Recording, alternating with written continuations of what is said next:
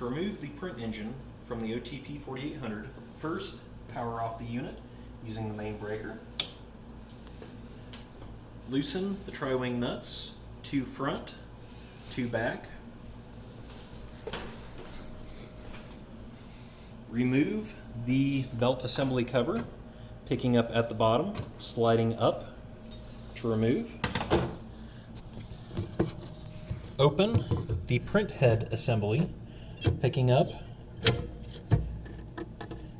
Grasp the cutter assembly at the end, picking straight up. It is magnetically held down, so it will take a little bit of force to get it moving. Remove the USB cable, grasping the cable end, not the wires.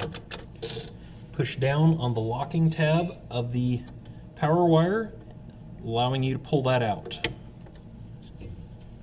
Place the print head and cutter back down, making sure they both seat fully.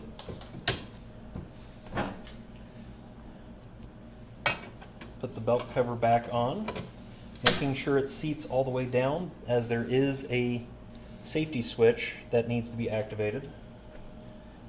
Slide the unit back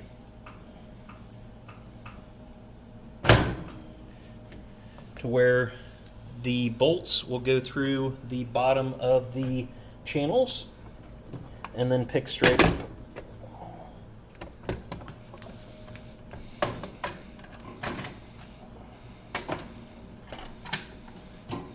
At this point, you will only have one wire connecting it.